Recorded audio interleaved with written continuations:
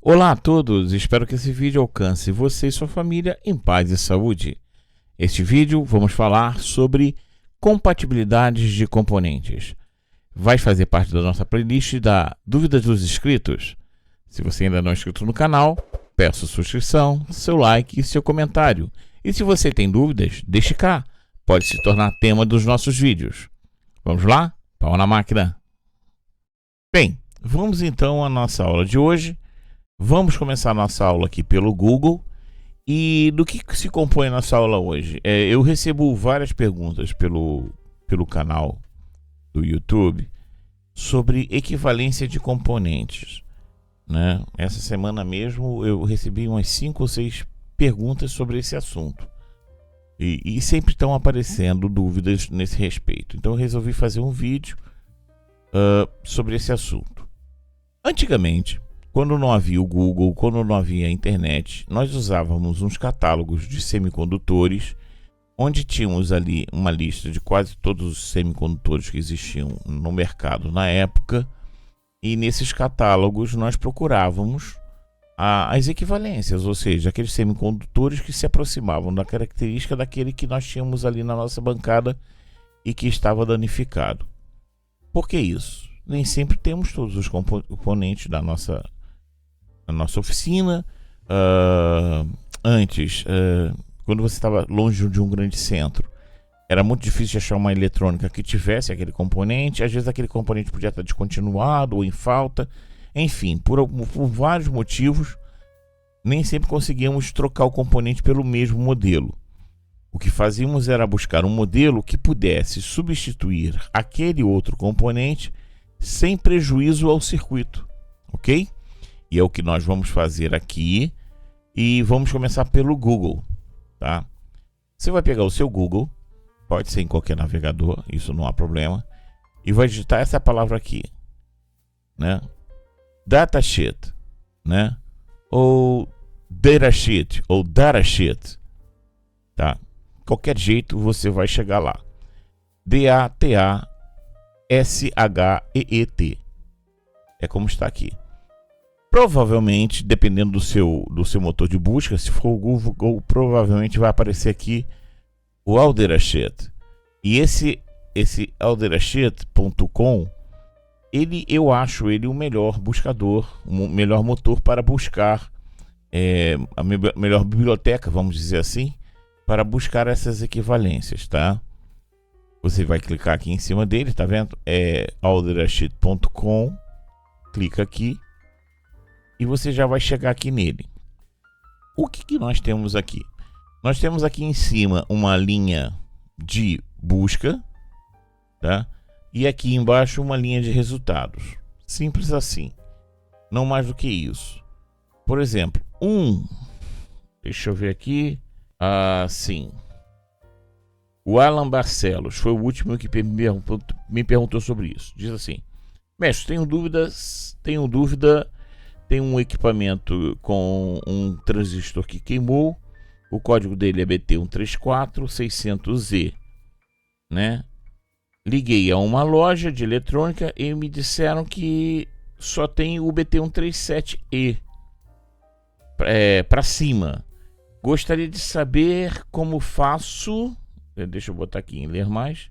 Assim, para fazer essa, ou seja, a troca dele é a seguinte: ele tem um 34 lá com danificado, né? É um TRIAC, isso, né? Um transistor tipo TRIAC. Vamos já. Vamos ver se é isso mesmo, né? Isso é isso mesmo. BT134. Vai digitar ali no motor de busca, tá vendo aqui? BT134.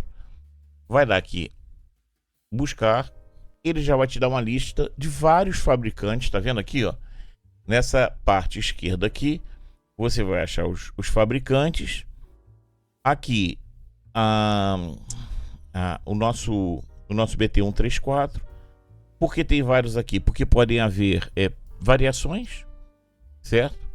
O mesmo fabricante pode fabricar variações do BT134 com letras, com alguma coisa assim, né? Com pequenas variações. Aí tem aqui a NXP, né? Você tem vários fabricantes deste mesmo componente, né? Depois tem também aqui, o que é interessante, distribuidores. Urbano, para que servem esses distribuidores? Para isso mesmo que você está pensando. São vendedores na internet, são grandes centros de distribuição que vendem esses componentes. A vantagem de você comprar com eles é que às vezes quando você compra numa quantidade maior esse mesmo componente, você consegue preços mais interessantes do que numa eletrônica perto da sua casa. Quase sempre os distribuidores vendem por valores bem melhores. Ok? Eu, por exemplo, aqui, eu não me lembro da última vez que eu fui a uma eletrônica. Tá? Quando vou, eu vou assim para... tem alguma coisa para comprar aqui no domingo que eu quero... no domingo, durante a semana que eu quero, naquela hora exatamente eu não tenho aqui. Aí até vou na eletrônica, porque você tem aquela facilidade de ter o componente de imediato, né? Você vai até lá, compra e tal. Tá certo, já tá com o componente na mão. Nas distribuidoras você vai ter que esperar chegar. Então, conforme o prazo e tal, é outra conversa. Mas voltamos aqui ao tema. Nós temos aqui o BT134. Vamos escolher esse primeiro aqui. Você vai clicar aqui, tá vendo aqui no PDF, que é a ficha de dados aqui no PDF. E já vai aparecer aqui uma outra tela com a primeira página e uma descrição aqui das páginas que tem. Ó, por exemplo, a descritivo desse fabricante tem 6 páginas. Tá? A ficha de dados desse fabricante tem 6 páginas com as características do BT134. Certo? E aqui embaixo, né, tem 6 páginas. E se você clicar aqui nessa folha, olha o que vai acontecer.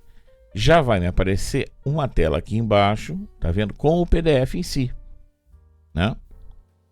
Então tá aqui o PDF, e se eu for aqui com o mouse, excursionando aqui a rodinha do mouse, eu vou descendo as 6 páginas que me falam sobre as características diversas deste TRIAC, desse transistor tipo TRIAC, né? Desse semicondutor tipo TRIAC, né?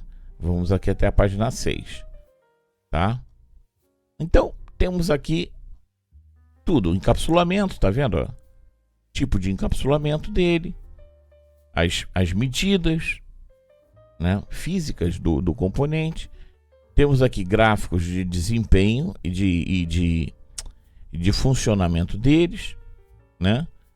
Temos aqui a folha de dados com as características elétricas, ou seja, tensão, corrente, né, temperatura, né, de vários modos, né? Temos aqui mais uma representação da pinagem dele, né, pino 1, 2 e 3, e aqui uma representação simbólica, ou seja, como você vai achar, praticamente vai estar quase assim. É aquilo que eu sempre falo no curso de vocês. Isso aqui é a representação próxima, tá? Às vezes você pode ter esquemas que ele vai estar desenhado um pouquinho diferente disto. Mas vai ser parecido com isto aqui, né?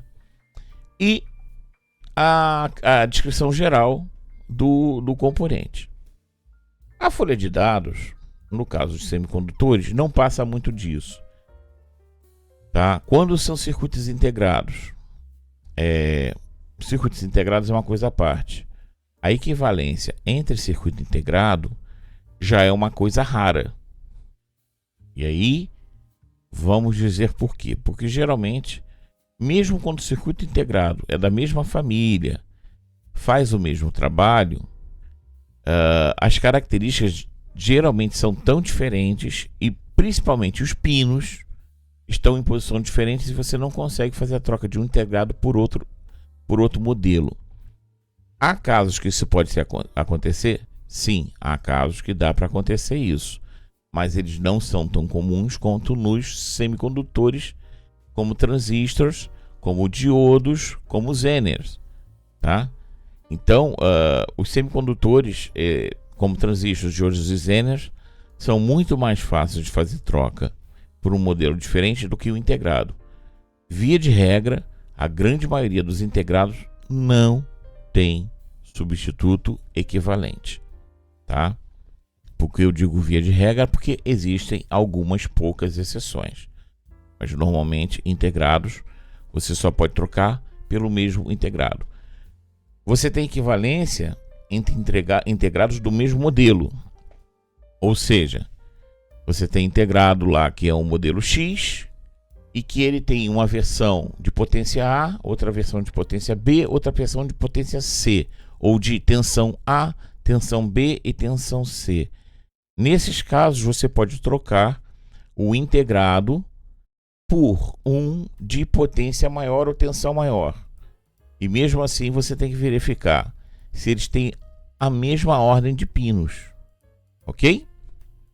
Vocês vão perceber isso quando a gente começar a falar dos transistores aqui. Vocês vão perceber quais são as dificuldades e também as facilidades em se trocar por um equivalente. Ok? Vamos a isso então. Usando aqui o exemplo do nosso inscrito, né? Deixa eu ver de novo, o Alan Barcelos, né? Que foi o último que fez essa pergunta para mim. O que acontece? Eu tenho aqui um BT134, certo? E vamos primeiro analisar aqui o que ele é. Ele é um triac, certo? Ele é um transistor tipo triac. Então temos aqui um símbolo de um triac, e como temos dois diodos invertidos um com o outro, já vamos entender aqui o que ele trabalha com que tipo de corrente. O triac vai me trabalhar com corrente alternada. Você tem diodo polarizado nos dois sentidos, não é mesmo? Temos aqui o gate, o T1, o T1, T2 e o gate, né? Então você vê que ele tem aqui uma polarização dupla em dois sentidos. Temos aqui o terminal 1 e o terminal 2, que é os terminais de condição, e temos aqui uma porta, que é o gate, certo? Então, o que acontece? Nesse componente, que identificamos ser um triac, já sabemos que ele trabalha com corrente alternada, e sabemos que o pino 1, né, aqui ó, que o pino 1 tá aqui ó, é o terminal 1. Aqui o pino 2 é o terminal 2. O pino 3 é o terminal gate, que é a porta. E a parte traseira, tá vendo aqui? A carcaça traseira dele é o terminal 2. Ou seja, sabemos que o pino 1 é uma entrada e saída, vamos dizer assim, como é corrente alternada, né? O pino 2 também é uma entrada e saída, né? Que é esse pino central. E o pino 3, que esse está aqui à direita, é a nossa porta, o que vai comandar a abertura e fechamento do nosso transistor, tá? E também está nos dizendo aqui que o pino 2, que é o pino central, está comum com a massa, ou seja, com a chapa que está aqui atrás do nosso transistor, tá? Então, são três informações super importantes, né? Sabemos, tá, que ele tem três versões aqui. Ele tem o BT134F, o G e o 800G, ou seja, nós temos aqui três versões, que é o puro, com o F, com o G, e o 500, 600 e 800. Então, se você for mesclar aqui, você tem 9 versões do próprio 134. O próprio BT134 tem 9 versões diferentes. E aqui, o que nós vamos dizer? É que o 500 trabalha com 500 volts máximo. É a tensão máxima de pico dele, tá? O 600 com 600 volts de pico máximo, e o 800 também com 800 volts de pico máximo, certo? E nós temos aqui uma corrente de 4 amperes para os 4, ou seja, vemos que nas versões mudam a tensão, 500, 600 e 800 volts, mas continuam tendo 4 amperes. São informações dadas por essa folha de dados. Descendo mais aqui, né, vamos ver o que? Que, tá vendo aqui? Temos 3 quadros, né? 500, 600 e 800. Ou seja, esse quadro aqui já está me dando as 3 versões em termos de tensões. Está me dizendo que o RMS, ou seja, que a corrente dele de funcionamento, né, é de 4 amperes, ok? Tá me dizendo aqui embaixo, isso aqui é muito importante, que a corrente, esse IGM, eu não sei se está dando para ver aqui, esse IGM, né, que é o pico de corrente de porta, tá? É de 2 amperes, né? Que o VGM, que é o pico de tensão de porta, é de 5 volts, que o PGM, que é o pico de potência de porta, é de 5 watts, né? E o PGAV, que isso aqui é a potência base para disparo da porta, ou seja, que é de meio watt, ok? E aqui o T e o TJ, o TSG e o TJ, que são a temperatura máxima de trabalho nos dois extremos, que é de menos 40 graus e mais 150 graus, e a operação da junção de temperatura, vamos dizer assim, máxima confortável, vamos dizer assim. Essa é a temperatura que ele trabalha em modo contínuo máximo, ou seja, ele pode chegar a picos de 150 graus, mas ele não pode passar numa operação contínua de 125 graus, certo? Então, se você vai trabalhar com ele numa operação contínua, você não pode deixar que ele passe de 125 graus. E em casos extremos, se ele chegar a 150 graus durante pouco tempo, né, é aceitável em casos extremos. Então, temos aqui todas as informações em termos de características elétricas para poder comparar com o quê? Com qualquer substituto que nós vamos lá tentar colocar no nosso aparelho. Então vamos lá no datasheet, de novo, lá no All Datasheet, e agora era 137 que ele tinha, né? 137. Vamos lá colocar o 137, vamos dar aqui 137, isso, já apareceu aqui. Vamos ver o mesmo fabricante para a gente não ficar misturando folha de dados, porque se a gente for no mesmo fabricante, provavelmente o formato da folha de dados vai ser semelhante. E tá vendo? Olha aqui. Também são 6 páginas, deve seguir mais ou menos aquilo que está no 134. Então tá aqui o 137. Vamos aqui para a folha de dados. Deixa eu só subir aqui mais um pouco. E vamos ver lá. Bem, primeira coisa que vejo aqui logo é que o encapsulamento é diferente.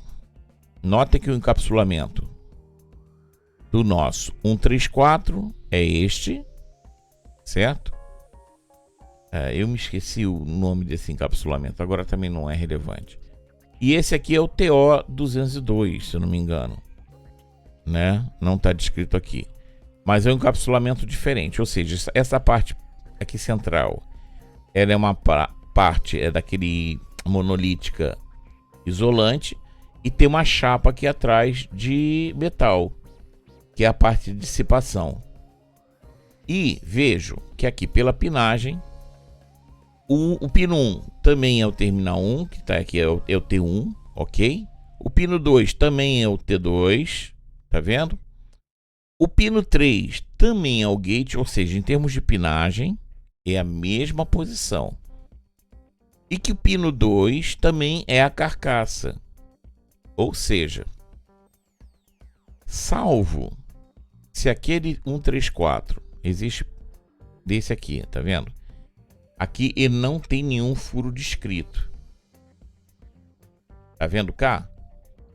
Existe desse transistor aqui que tem um furo aqui no meio. E esses que tem um furo aqui no meio, geralmente a parte de trás tem uma chapa. Então eu vou precisar de quê?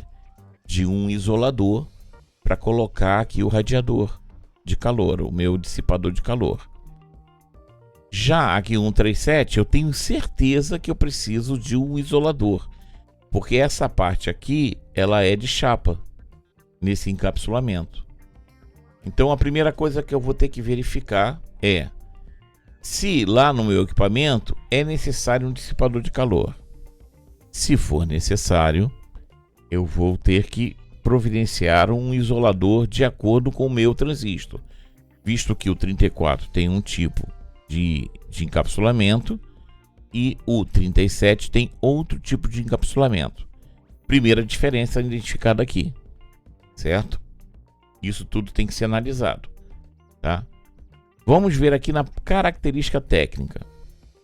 Também temos versões de 500, 600 e 800. É o que ele descreve lá na pergunta. Que ele fala que o rapaz da eletrônica indica que ele tem um 137 de 600 volts. Ou seja, isso porque o BT134 dele também deve ser de 600 volts. Não está isso na pergunta, mas eu creio que seja exatamente isso. Agora vamos ver. Atenção, a corrente de RMS do 137 é de 8 amperes de trabalho médio dele. Tá vendo aqui a 102 graus? Tá vendo? Então, com onda senoidal, tá vendo? Com a onda senoidal completa, de 8 amperes é a nossa corrente de trabalho. Vamos lá no 34, a corrente de trabalho 4 amperes. Ponto positivo para um 137. Ora, se eu tenho um circuito lá que funciona, que ele me controla 4 amperes, e agora eu vou trocar por um componente que controla 8 amperes, esse meu componente não vai ter nenhuma dificuldade de controlar os 4 amperes. Ponto para ele. Ele é superior, então ele sobra. Podemos pô-lo cá, certo? Agora vamos a outras características, tá? Principalmente essas cá embaixo, que são as correntes de gate, as tensões de gate, a potência de gate, que são importantes porque o nosso componente lá, o nosso circuito está calculado para essas características aqui, certo? Vamos lá no 137, aqui nós temos uma corrente de 2 amperes de gate, uma tensão de 5 volts máximo e uma potência máxima de 5 watts. E temos um gatilho, ou seja, um gatilho de 0,5 watts para o nosso gate, né? A potência ali de 0,5 watts de gatilho mínimo, né? Então vamos lá. Também um trabalho aqui entre 150 máximo em regime curto e um regime máximo de 125 graus, né? Menos 40 a 150 e aqui de 125 graus regime máximo, tá ok? Vamos ver lá o 137. Olha, nem muda. Só para mudar a tela eu já vi. Continua lá 2 amperes para corrente de gatilho, 5 volts máximo para corrente de gatilho, 5 watts máximos de potência para o gatilho e meio watt de start dela, né? Então, vamos então aqui acreditar que a informação, tá, que o rapaz da eletrônica passou para o nosso colega está correta.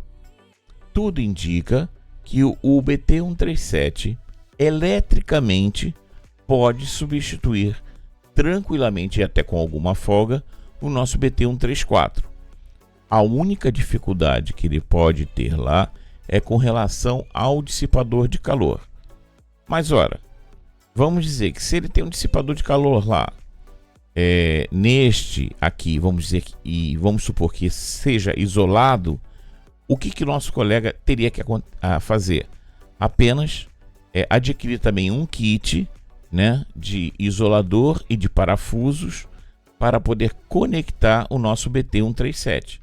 Ele vai precisar aqui de um isolador para a traseira do nosso BT137, um parafuso com porca e um isolador para o parafuso, tá? Ou seja, isso ele compra em kit, tá? Lá na própria eletrônica vão saber dar para ele um kit. Olha, eu vou precisar de 137, mas eu vou precisar também de um kit de isolamento desse transistor. E o rapaz já vai vender lá as peças, que são um parafuso com porca e uma arruela de plástico, que vão entrar aqui, e também uma mica isoladora, que pode não ser mica, pode ser um outro isolador de qualquer outro material, e também conduza o calor para o radiador, tá? E provavelmente um pouco de pasta térmica, tá? De acordo com a mica que ele colocar aqui. Então, respondendo, é possível sim trocar o BT134 pelo 137. Bem, então vimos que é possível realmente trocar esses dois componentes, mas sei que existem vários outros casos. Esse foi um caso que eu mostrei e espero que eu tenha diluído aí um pouco da dúvida de vocês. Caso vocês queiram mais vídeos falando sobre folhas de dados, deixem aqui nos comentários. E, como sempre fazemos, eu espero que vocês sejam recebidos por esse vídeo com paz e saúde em vossas famílias. E até a semana que vem, tá ok? Um grande abraço, até lá, pau na máquina!